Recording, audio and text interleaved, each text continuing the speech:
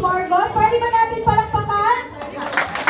Palakpakan din po natin yung first two sharers and of course si Sir Jason. Palakpakan natin ang malakas. Ang ating Project High Council na nandito kanina, our President Dr. Don Bade. Palakpakan naman natin. Sir Arnel Limpin, nandito din. Ayan, and of course, nandito din po ang aking direct mentor, Mentor Bijun Bunagal. Palakpakan naman. And thank you so much, Mentor Tanya Morales. So, sa lahat ng mga nandito guys, tama po, si Coach Margot. I am a single mom, ang dating empleyado for 10 years. And sa lahat ng mga nandito, sino po dito yung mga single mom? Ay, grabe, dumadami tayo, no? Grabe. And of course, sino po dito yung mga empleyado? Marami din. Mga dating OFWs or OFWs. Yan. Mga estudyante. Kunyari, estudyante, no? Mga asawa dyan. Kaway-kaway. Hala, kukunti na lang yung meron. Nahiwala yan yata. Ayan. Sa lahat ng mga magulang dyan na may mga anak. Yan. And of course, meron po ba ditong kagaya ko na hindi nakapagtapos ng pag-aaral? Ay, marami. Sino po dito yung mga tambay? Grabe, proud na proud ah. Mga walang trabaho. Ay, proud din. And of course, sino po dito yung may mga negosyo? Maliit man yan, malaki? Kukunti na lang, no? Yan. So, para po sa ating lahat to, palakpakan naman natin. Ayan. So, anyways, guys. Ay, may clicker pala dito. Asan? Ito pala. Sorry. Ay, ayun. So, guys, tama po. I am Yuka Akinogoshi. Isa po ako sa mga nabago po ng negosyo natin, which is AIM Global Group of Companies. Pwede ba natin palakpakan ng malakas? Yan. Ako po yan, nung kabataan ko. Once upon a time, may isang bata na ang pinakapangarap ko lang po is magkaroon ng masaya at buong pamilya. Pangarap niyo din po ba yun? Yes! Yes, kung nagtataka ka, bakit kakaiba yung pangalan ko? I am half Japanese po. Papa ko po, negosyanteng Hapon. Mama ko po, dating OFW. But unfortunately, naghiwalay po yung mama at papa ko.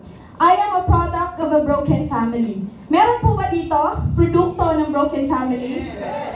Yes, pinanganak po akong mayaman kami, but nung naghiwalay yung mama at papa ko, doon ko po na-realize na hindi pala guaranteed yung yaman ng mama mo, ng papa mo, ng kapatid mo, asawa, anak, lola, lolo, tito, tita, sino man yan sa mga relatives mo. Kasi experience ko po yun. Kaya noong mga panahon na yan, imagine niyo po, yes, mayaman kami, pero nung naghiwalay na po yung mommy at daddy ko, bumagsak na po kami sa isang squatters area sa Cebu. Kaya Bisaya po ako. Sino dito yung mga Bisaya? Mayong gabi sa inyo ang tanan. Nangako na mo?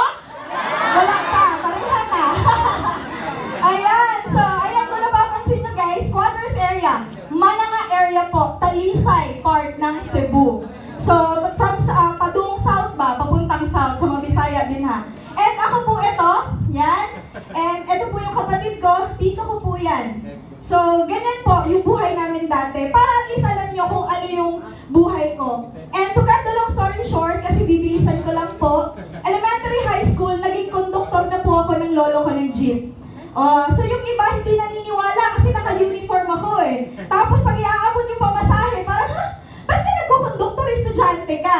Diba? So ako kasi, meron po akong feeling na since hindi naman po ako anak ng lolo at lola ko, parang nahihiya po ako na pinapakain po nila ako. Kasi syempre, lolo at lola ko yun, hindi naman nila talaga ako anak. So, I am so grateful po sa lolo at lola ko kasi sila po yung naging mama at papa ko nung bata pa po ako. Kaya nung mga time na yun, gusto ko na po talagang makabawi sa kanila. And I don't know kung paano ko siya gagawin. Kasi bata pa lang po ako eh.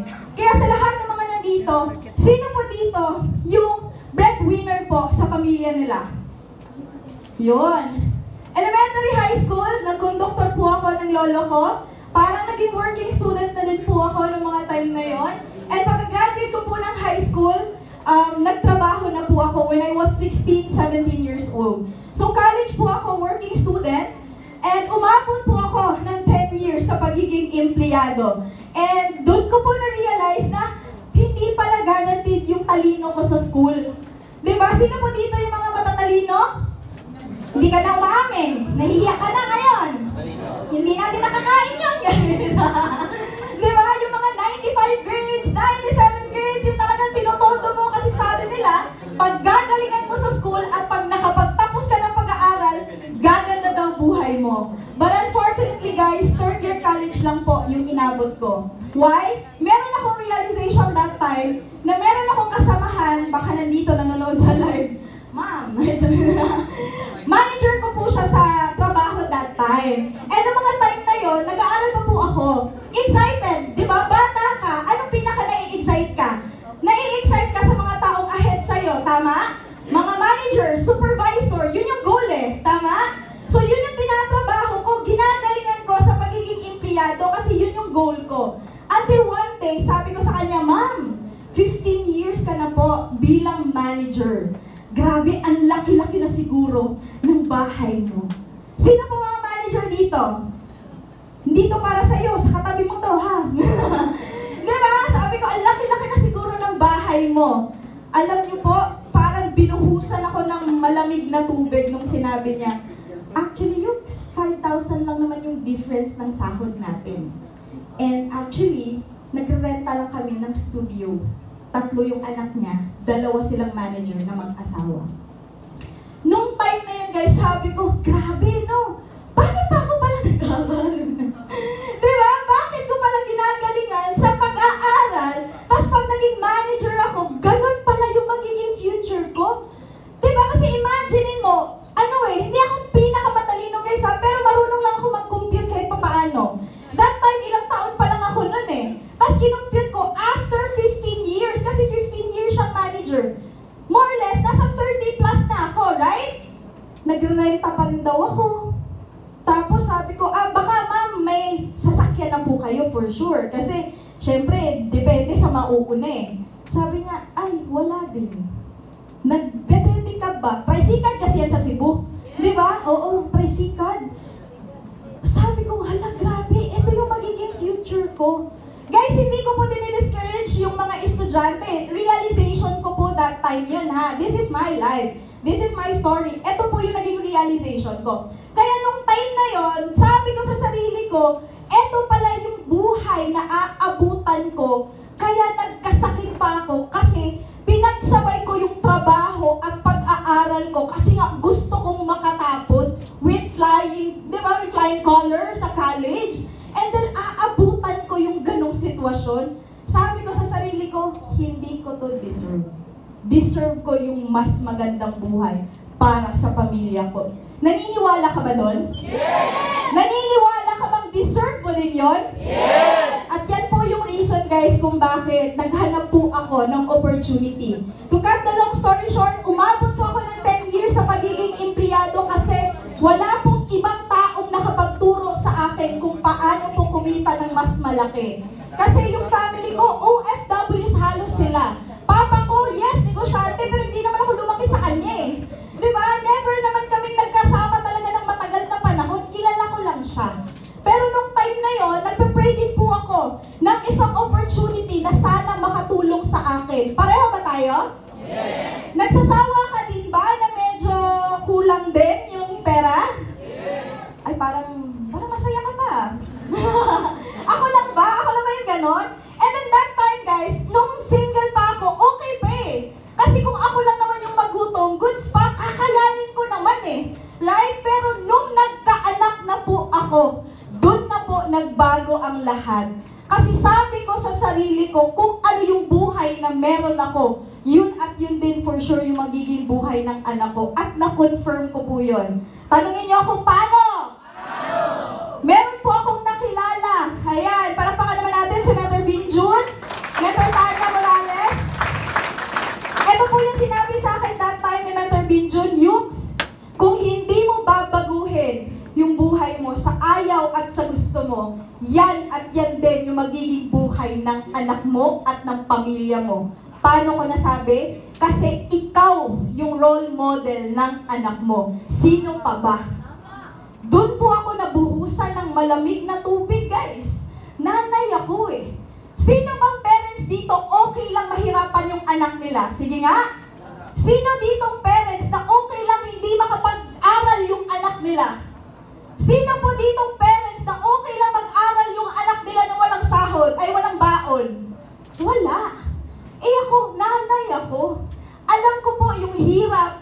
Experience ko po na walang baon. Experience ko po na halos walang kain. Tapos ipaparanas ko sa anak ko. Kaya nung time na yun, isa din po ako sa nagpe-pray ng opportunity and I'm so thankful.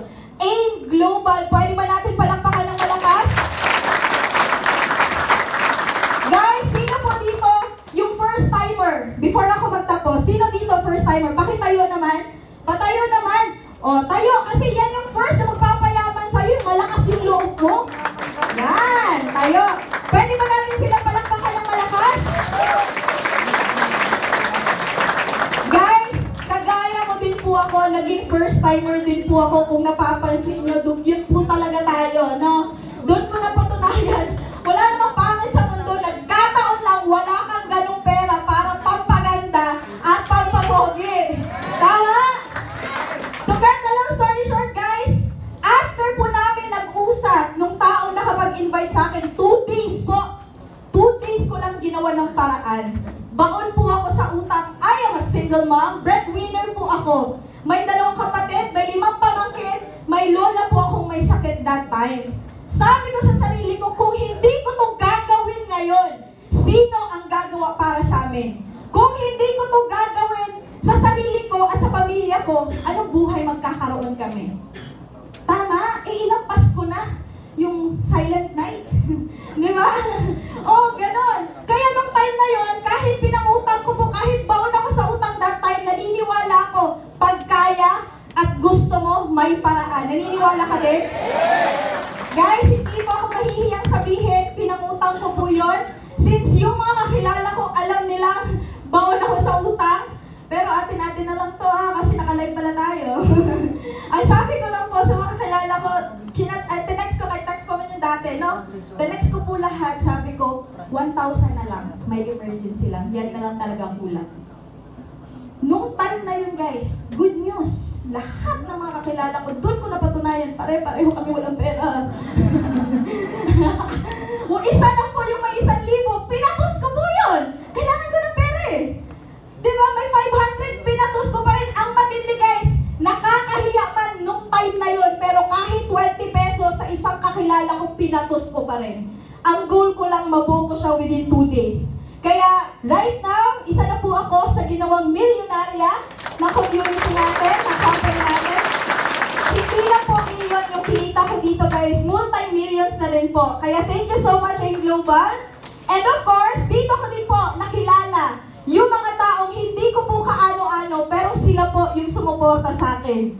Diba? Kasi ako naniniwala ko, guys, yung family natin, sila po yung inspirasyon natin. Mahal natin sila eh. Inspirasyon. Pero hindi po sila yung makakasabay natin sa pag-angat sa buhay. Kasi kung totoo yun, dapat matagal ka ng mayaman.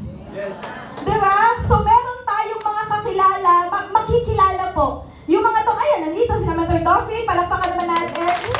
Si Mami Chona, wala pa sa picture.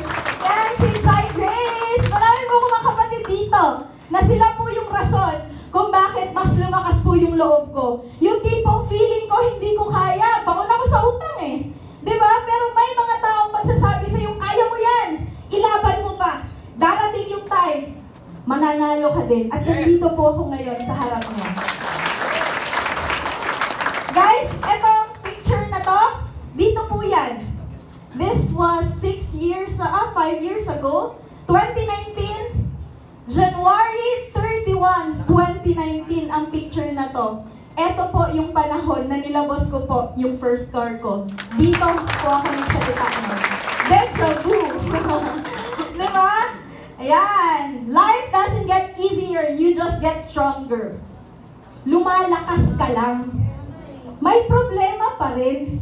Pero pinapalakas ka ng pinapalakas. Kaya may mga panahon na akala mo madali lang talaga siya. Kasi nga, lumalakas ka ng lumalakas. And guys, eto na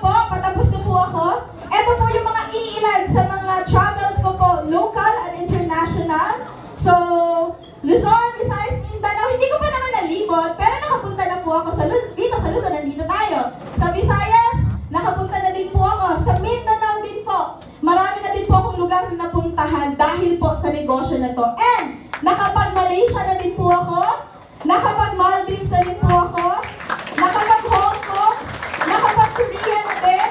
2 beses po akong nag-Hong Kong, tapos nag-Macau, nag-Thailand din po kami. Kaya, thank you so much po sa lahat ng mga mentors ko. Ayan. And eto po, yung sinasabi ko po sa inyo kanina, eto po yung sasakyan ko, Ford Everest Titanium Top of the Line.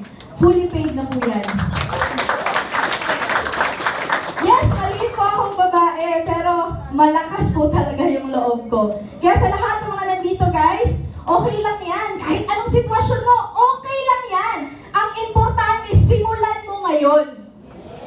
Ayan. People say you probably always get what you want. Yun yung palagi sinasabi nila sa akin. Grabe ka naman, nakukuha mo lahat ng gusto mo? No. Hindi naman nakukuha ko siya kasi ang hiningi ko lang.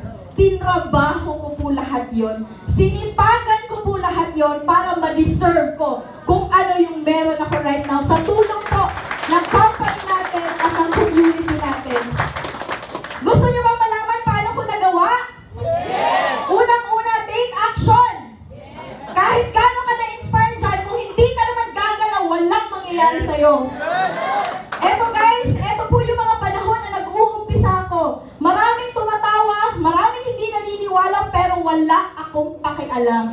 Kasi mas malaki yung pangarap ko. Second, you should be hungry to learn, improve, and grow. Marami po dito sa atin, yes, mas may edad ka sa akin. Marami kang experience sa labas. Pero iba po yung experience dito sa loob. Kaya kung nakaupo ka dyan, okay lang yan. Basta willing ka lang matuto. Willing kang mag-improve. Willing ka din mag-grow. Willing ka ba? Yes! Oh, kasi ako guys, pareho mo, nag-a-attend din po ako, even up until now, nag-a-attend pa rin po Zoom at ganito na mga events natin. Kaya ikaw, effort din. Diba? Kasi hindi po namin nakuha to nang natutulog lang. Talagang nag-effort din kami. Third, be open to feedback. Guys, ngayon po, gusto kong palakpakan nyo ng malakas ang mga mentors natin. Pwede ba yun? Sila po yung dahilan kung bakit mas naayos ko po yung buhay ko. Hindi po ako magaling. Nagkataon lang, napakagaling ng mga mentors natin. And open po ako sa lahat ng corrections, feedback, tapik, all. Kahit harap-harapan, mas okay sa akin yun. Diba? Mas hard, mas okay. Kasi gusto ko yun para aware ako kung ano yung kailangan kong baguhin. Ikaw, okay lang ba? Yes! Tama yan. Fourth, be clear on your needs. Ako po, aware ako, hindi ako magaling magsalita. Hindi po ako magaling sa maraming tao. Introvert po akong tao. Nanginginig po ako sa lagay ko na to. Halata ba? Hindi. Diba? Kasi natutunan ko siya. Right? Sa experience. Hindi ko po yun magagawa kung hindi ko po siya inaral. Nag-attend at nag-attend at nag-attend at nag-attend at nag-attend po ako ng paulit-ulit up until now. Ikaw, willing ka ba? Yes! Well, matututo ka din. Yan. Why you hustle so hard? Yan po yung palaging tinatanong sa akin. Simple lang guys, bakit? Gusto ko po na yung anak ko, ang maipapamana ko sa kanya, negosyo, lupa, bahay, lahat ng magagandang bagay sa mundong to. Ayaw ko na nasasaktan siya, ayaw ko ng struggle, or ayaw ko na utang yung ipapamana ko sa kanila. Sa lahat ng mga nandito, alin po ba sa dalawa yung gusto mong ipamana? Yung maganda or yung masakit? Maganda! Simulan mo ngayon. Yan po yung anak ko. That was 4 years ago na picture, guys. I'm so happy. Kasi nagkaroon ako ng bank account nung nagtatrabaho na po ako. When I was, college student na ako eh. Pero yung anak ko that time, 7 years old, meron na siya. And yung mga laptop na yan, naghuhulog-hulog piso pa nga ako dati eh. Diba? Yung cellphone ko, sira-sira pa nga nung nag-uumpisa ko sa negosyo na to. Hindi ko pa cellphone. Cellphone ng pinsan ko, inaaway pa ako. Kasi dinadala ko daw. Diba? Pero dahil sa negosyo natin, naka-Apple products na po tayo. Palakpakan naman natin. And guys, hindi lang po yung mga material things ang gusto ko. Yung oras ko po sa anak ko na anytime, nandyan ako para sa kanya. Kasi lumaki po ako, never ko pong naranasan yon sa mama at papa ko. Kasi broken family kami. 1 week old pa lang ako guys, lolo at lola na po yung nag-aalaga sa akin. Kaya longing po ako magkaroon ng masaya, buong pamilya na may maraming pera. Gusto mo din ba yon? Yes! That's why, nandito po ako ngayon sa harap nyo. Yung dating nasa squatters area, right now po, nasa isang malaking subdivision na po kami nakatira. And sobrang happy po ako kasi hindi ko po mararanasan ang lahat ng to kung hindi po dahil sa negosyo natin. Kaya nararapat lang po na palakpakan natin ang malakas ng company natin. Things do not change. We change. Guys, kung mag-aantay ka na may magbago sa sitwasyon mo pero wala kang gagawing pagbabago, kahit tumanda ka pa dyan, walang mangyayari sa'yo. Kaya kung gusto mo may mangyari pagbabago sa buhay mo, utang na loob. Simula ngayong araw na to, magbago ka na. And this will be the last. Internet can either be your prison or your ticket to freedom. Guys, marami sa atin, online lang ng online. TikTok lang ng TikTok. Facebook lang ng Facebook. Ilang cellphone na ba nasira mo? Ilang data na ba yung nagastos mo? Ilang laptop na ba yung nabulok mo? Ilang wifi na ba yung nabayaran mo? Ang tanong, yumaman ka na ba doon? Wala kami guys. Yun yung reason kung bakit yumaman kami. At yung mga nandyan na mga katabi nyo, kumita din ng malaki. Pare-pareho lang po tayo ng ginagamit. Nag-o-online ka, nag-o-online din kami. Pero ikaw, hindi mo pinagkakakitaan. Kami po, yun yung nagpayaman sa amin. Kaya sa lahat ng mga nandito, gusto mo ba na ganun din yung mangyari sa'yo? Excited ka na ba? Kung excited ka, tumayo ka at isigaw mo yung pinaka-gusto mo mangyari ngayong taon na to. Kasi deserve mo yan. Yan. Once again, thank you so much guys. I am Yuka Doshi. Ay! Yan. So, upo po